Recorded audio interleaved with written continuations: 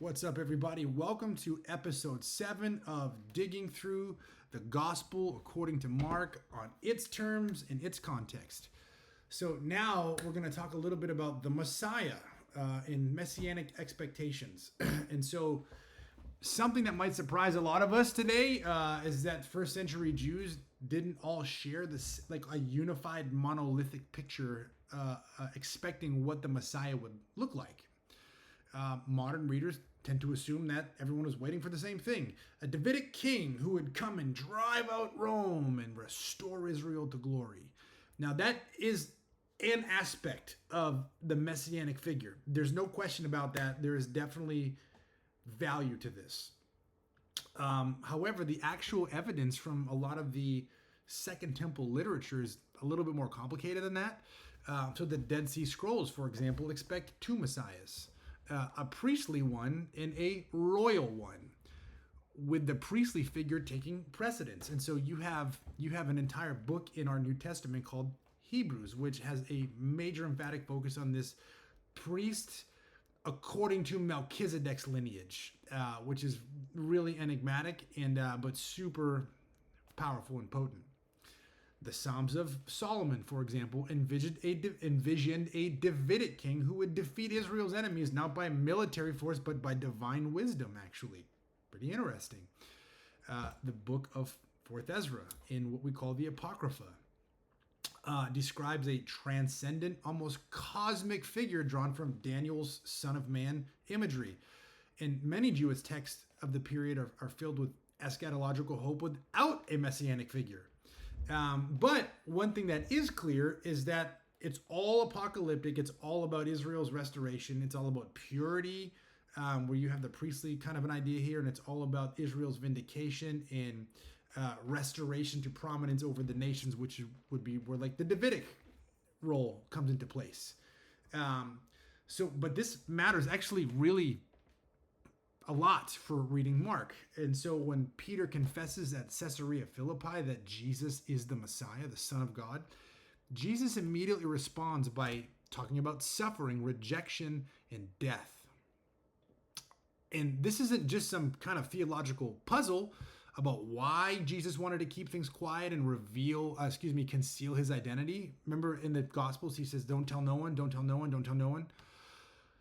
It's kind of deliberate, and I believe it's a pointed, you could say a redefinition or a reworking or a recalibration of how, not the Messiah as a human, but how God is going to, through this messianic agent, accomplish his redemptive purposes. So Jesus is saying, whatever you think the Messiah is, you need to reframe how God is going to do this with me, with Jesus, in this way, in this framework.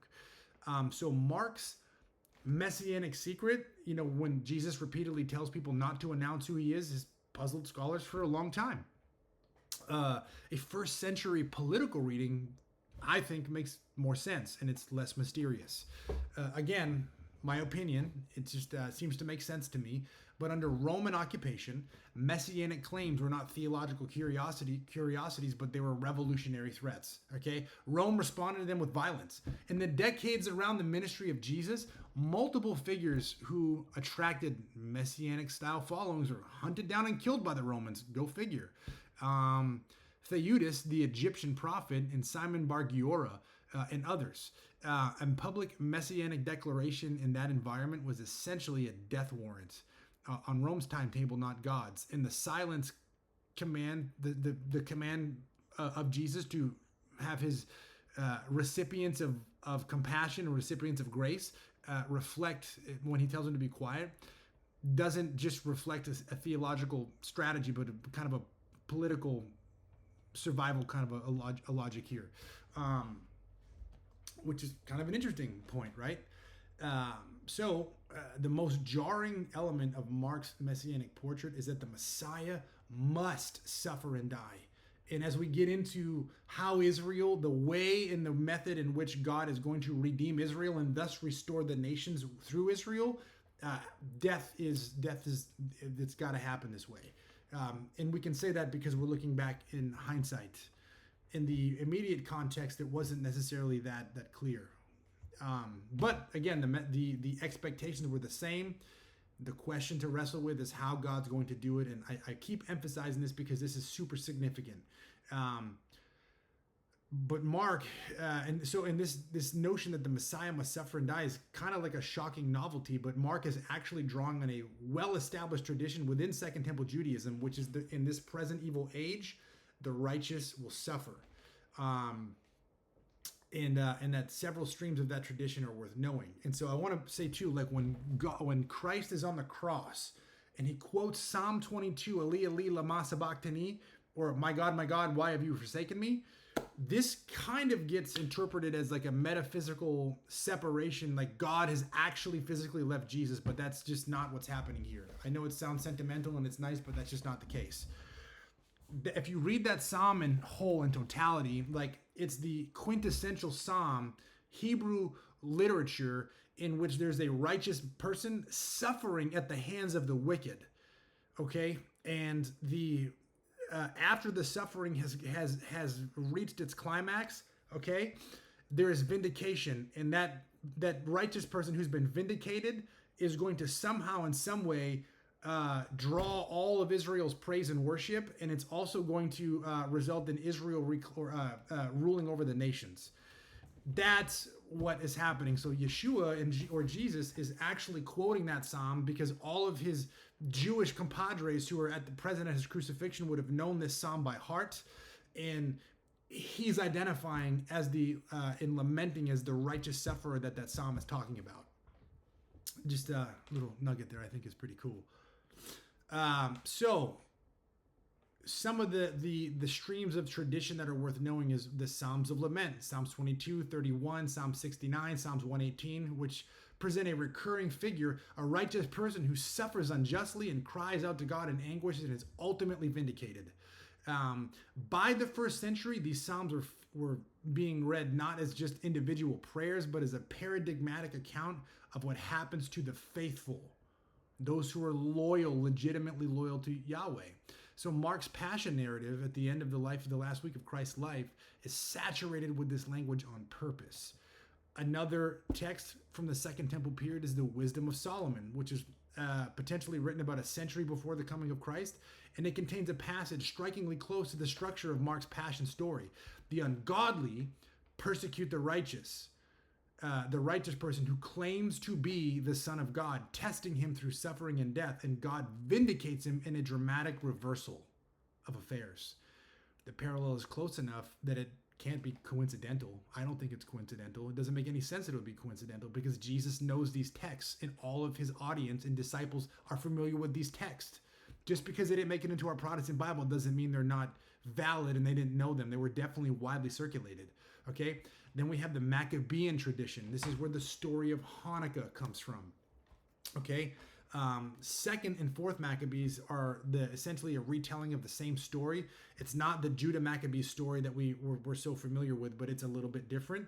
And it presents Jewish martyrs whose faithful deaths under persecution by the Seleucids, Antiochus Epiphanes, these faithful Jews are vindicated by God through resurrection, and whose innocent suffering is described as having atoning power on behalf of the nation, which is kind of interesting, right?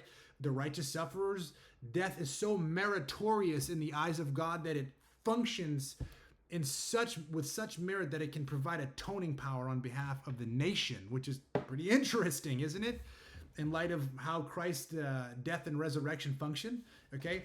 This is a fully, completely Jewish framework that connects innocent death, covenant fidelity, and atonement before any Christian theology existed to even try to explain it. So the point is this: Mark's portrait of a suffering, dying, and then vindicated Messiah did not require the early church to invent a new theology from scratch, because these materials were already present in Israel's scriptures in the Jewish literature of the period. But what Mark does is bring those threads together and focus them on a single figure in a way that was not expected, but it was not without precedent. So to summate this, guys, is that, again, everyone's thinking the same thing. redemption, restoration, vindication, eternal life, the kingdom of God, the judgment of the wicked.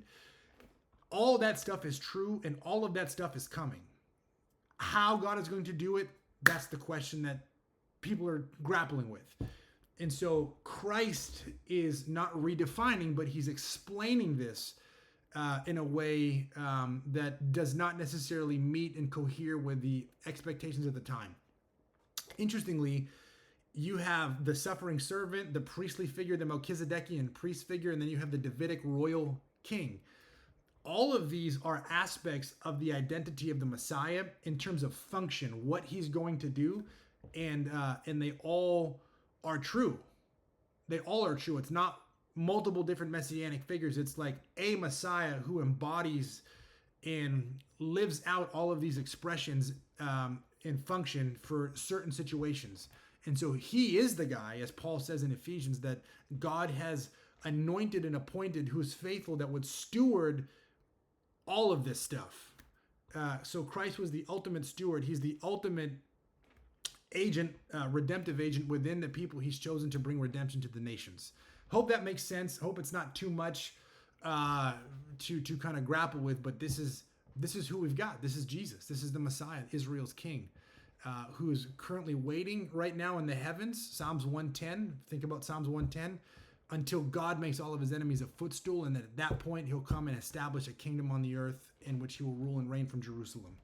That's our hope, guys. That's good news, right? That's good news if we're found on the right side of the matter.